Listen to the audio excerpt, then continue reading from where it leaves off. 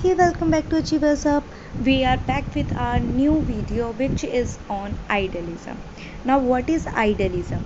Idealism का मतलब होता है कि ये ओनली रियलिटी बेस्ड होता है, यानी जो चीज़ हमें रियलिटी में दिख रही है, जो चीज़ है रियलिटी में, वही चीज़ आइडियलिज्म मानेगा। जैसे हमारे जो भी आइडियाज़ हैं, जो थॉट्स हैं, जो हमारे माइंड में जो चीज़ें चल रही है, ना कि कोई भी मटेरियल है, ऑब्जेक्ट है, हम उसके एक तरीके से स्लेव्स बन के काम कर रहे हैं। स्लेव्स यानी दास बन के उन चीज़ों को फॉलो करते हुए जा रहे हैं। ऐसा नहीं होता आइडियलिज्म में। आइडियलिज्म में हम अपने आइडियाज़, थॉट्स के बेसिस पर चीज़ें सीखते हैं, करते हैं, ठीक है। किसी चीज़ के पीछे नहीं भागते, किसी चीज़ के नौकर या आप कह सकते हो स्लेव्स बन के काम नहीं करते हैं कि रट्टेबाजी के हमें जो चीज़ दिख गई वही चीज़ मान ली। ऐसा नहीं, बिल्कुल भी। जो चीज़ हमें दिखेगी वो चीज़ हम करेंगे, मानेंगे। तो इसके टाइप्स कौन कौन से होते हैं? सब्जेक्टिव आइडियलिज्म, ऑब्जेक्टिव आइडियलिज्म और पर्सनल आइडियलिज्म। टाइप्स इसकी इतने इम्पोर्टेंट नहीं है, चीज़ों को समझना कि आइडियलिज्म होता क्या वो ज़्यादा इम्पोर्टेंट है। बिकॉज आपको ये बात पता होगी अगर आपने कोई एग्ज़ाम दिया है टीचिंग का या फिर आप देने वाले हैं, तो आपने प्रीवियस ईयर देखे होंगे कि हमारे जो एग्ज़ाम्स होते हैं में जो क्वेश्चंस आते हैं ना, वो सारे एप्लीकेशन बेस्ड आते हैं। मतलब फैक्चुअल चीज़ें बिल्कुल एज इट इज़ बहुत कम आने लगी है। अब ये डिपेंड करता है क्वेश्चन पे आपके लिए कि आपने कितने कॉन्सेप्ट को समझा है। अगर आपने कॉन्सेप्ट को अच्छे से समझा होगा तो आप अच्छे से बता पाओगे उसे। तो इनके फॉलो यानी किस किस ने इनको फॉलो करा था आइडियलिज्म को, तो जो मेन है वो मैंने हाईलाइट करके, जैसे प्लूटो, रविंद्रनाथ टैगोर, के गांधी, स्वामी विवेकानंद, स्वामी दयानंद सरस्वती, राधा कृष्णन जी। तो ये कुछ है जिन्होंने आइडियलिज्म को फॉलो करा था। अब इसके फंडामेंटल प्रिंसिपल्स क्या क्या है?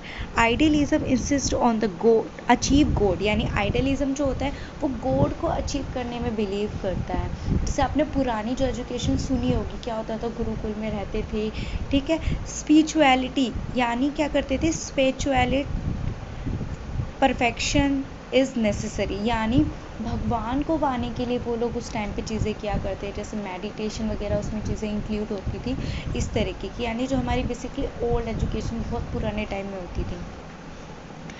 उसके बाद क्या करते थे ये कि spiritual values are supreme and universal, यानी जो हमारी स्पिरिचुअल वैल्यूज़ है, आध्यात्मिक वैल्यूज़ है, वही सबसे ऊपर है, सबसे सुप्रीम है और वही यूनिवर्सल है।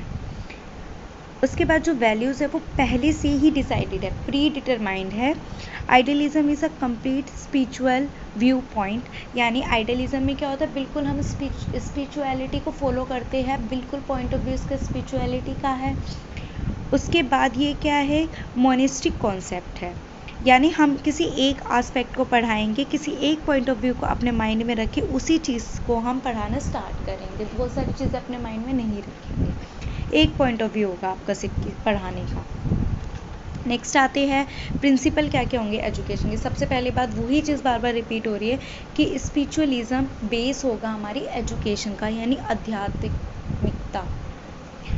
उसके बाद क्या होगा, हमारी जो मेंटल कैपेसिटीज़ है उस पर एम्फेसाइज किया जाएगा, सबसे ज़्यादा जो फोकस होगा।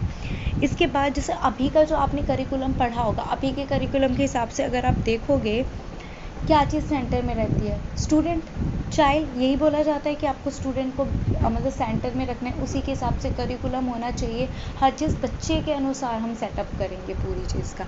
लेकिन उस टाइम पे क्या था, teacher and curriculum are the center of the education, यानी टीचर, जैसे पुराने ज़माने में होता था ना, गुरु को सबसे मेन माना जाता था, तो वही इन्होंने बोला है कि जो टीचर होता है और जिस टाइम का करिकुलम था वो सेंटर था हमारा एजुकेशन का।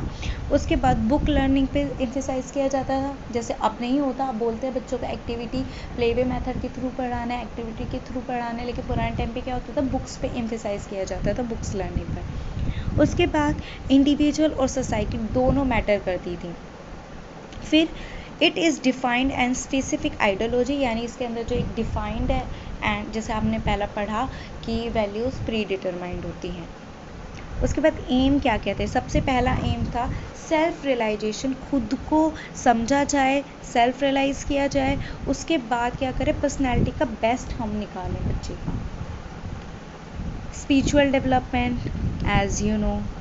उसके बाद realization of truth, beauty and goodness, यानी क्या है, सत्यम शिवम सुंदरम, जो भी लाइन आपने हिंदी में सुनी होगी ना, तो इसका रियलाइजेशन करना, truth, beauty and goodness, conservation, promotion and transmission of cultural heritage, यानी अपने कल्चर को, हमारी जो धरोहर है उसको बचा के रखना, उसको भी प्रमोट करना और उसको आगे फॉरवर्ड करना। यानी जैसे होते हैं ना, एक तरीके से जैसे हम अगर अपनी रियल लाइफ में देखें कि हमारे जो दादाजी थे, उन्होंने जो भी हमारी धरोहर है, परंपराएं हैं, वो सब हमारे फादर मदर को सिखाई, उसके बाद जो हमारे फादर मदर है वो अब हमें सिखाएंगे, उसके बाद हम अपनी आने वाली जनरेशन को उस चीज़ को ट्रांसफ़र करेंगे। अब आता है हमारा करिकुलम क्या क्या है। करिकुलम के अंदर developed according to ideals and eternal values, यानी जो हमारे डेवलपमेंट है वो किसके अकॉर्डिंग होनी चाहिए, आइडल्स के अकॉर्डिंग और एटर्नल वैल्यूज़ के अकॉर्डिंग। फिर उन्होंने क्या बताया है, ह्यूमनिस्टिक सब्जेक्ट आर एम्फसाइज, यानी ह्यूमंस को जो है वो एम्फसाइज किया जाएगा। इंटरेक्चुअल में, यानी माइंड से रिलेटेड जितनी भी चीज़ें होती है, जैसे हमारी language, literature, history, Jio, maths and science. Aesthetic के अंदर क्या क्या आता है, हमारी आर्ट एंड पोइट्री। मॉरल के अंदर क्या क्या आता है, हमारा रिलीजन एंड एथिक्स हमारे। फिर आता है मेथड क्या क्या थे। अब आप खुद से ही सोचो, आइडियलिज्म में क्या क्या मेथड हो सकते थे, डिस्कशन हो सकता होगा, लेकिन मेनली वैसे क्या बोला हुआ है इन्होंने इसके अंदर कि जो आइडियलिज्म है उसने किसी एक स्पेसिफिक मेथड को अडॉप्ट नहीं किया होगा था, क्योंकि आप ये बात ऑलरेडी पढ़ चुके हो कि आइडियलिज्म में हमें ये बताया जाता है कि कोई स्लेव्स नहीं है हम, कि एक चीज़ को ही फॉलो करेंगे, हमारी मर्जी है, हम अपने हिसाब से चीज़ों को पढ़ाएंगे। अच्छा, बीच में एक वर्ड आया था एटर्नल, उसका मीनिंग क्या होता है, नेवर चेंज, यानी ऐसी वैल्यूज़, हम दोबारा एक बार उस पर जाते हैं, क्या था, हाँ, ऐसी वैल्यूज़ जो कभी चेंज नहीं होगी, जैसे कि आप पढ़ चुके प्री डिटरमाइंड वैल्यू जो होती है हर सिचुएशन में वो सेम ही रहेंगी। दे एडवोकेट मैनी मेथड्स, यानी बहुत सारे मेथड्स होते थे, क्योंकि फॉलो क्या करते थे, क्योंकि वो ये नहीं सोचा करते थे, ये सोचते थे वो कि हम एक खुद क्रिएटर्स हैं मेथड के, हम कोई भी चीज़ को, एक चीज़ को फॉलो नहीं करेंगे, क्योंकि एक चीज़ को सॉल्व करने के बहुत सारे मेथड्स हो सकते हैं। फिर जो मेथड वो फॉलो किया करते थे बहुत सारे हैं, जैसे question answer, conservation, dialogue, lecture, argumentation, intersection, book study, kindergarten, self activity, story telling, play में, इंडक्टिव एंड डिडक्टिव, ये बहुत सारे मेथड जो वो फॉलो किया करते थे। अब टीचर क्या होता था, टीचर को सुप्रीम माना जाता था, इम्पोर्टेंस दिया जाता था बहुत ज़्यादा, आपको पता ही होगा, पुराने के टाइम में सुना होगा आपने बहुत ज़्यादा। और टीचर को क्या समझा जाता था, टीचर को एक गार्डनर समझा जाता था, जो कि बहुत अच्छे से जानता है कि कैसे उसे एक चाइल्ड को प्लांट की तरह उसकी केयर करनी है और उसको डेवलप करना है। डिसिप्लिन, आप खुद बताइए पुराने ज़माने में कैसा था डिसिप्लिन, बिल्कुल स्ट्रिक्ट थे सब, जैसे कि आप गुरुकुल वगैरह के देखते हो कभी टीवी वगैरह पर, कि डिसिप्लिन बिल्कुल हर कॉस्ट पे होना ही होना चाहिए। फ्रीडम जो थी रिस्ट्रिक्ट थी, इतनी फ्रीडम नहीं मिलती थी, आपको पता होगा कि बिल्कुल स्ट्रिक्ट रूल होते थे, आपको 4 o'clock उठना है, इतने बजे आपको डिनर करना है, लंच करना है, ब्रेकफास्ट करना है। उसके बाद ये मतलब ये सिखाया जाता था वहाँ पर कि डिसिप्लिन पे थोपा नहीं जाएगा, उनको ऐसी वैल्यूज सिखाई जाएंगी कि वो खुद से ही डिसिप्लिन में रहे। फिर स्कूल क्या था, according to it place for regular effective education, school को समझा जाता था एक प्लेस है जो रेगुलर एंड इफेक्टिव एजुकेशन है। स्कूल इज़ अ आइडल, एक स्कूल एक आइडल है जहाँ पर बच्चे जॉयफुल एक्टिविटीज़ करेंगे। अब इसके बाद कंक्लूजन क्या निकला है, मोरल एजुकेशन उसमें दी जाती थी, इंटीग्रेटेड करिकुलम था, यानी सारी चीज़ों को मिलाकर, खेल भी होता था उसमें, बुक स्टडी भी होती थी, डिस्कशन, सब चीज़ें होती थी। बिलीव किया जाता था एटर्नल वैल्यूज़ पर, यानी जो वैल्यू पहले से प्री डिटरमाइंड है उन्हीं को फॉलो किया जाएगा।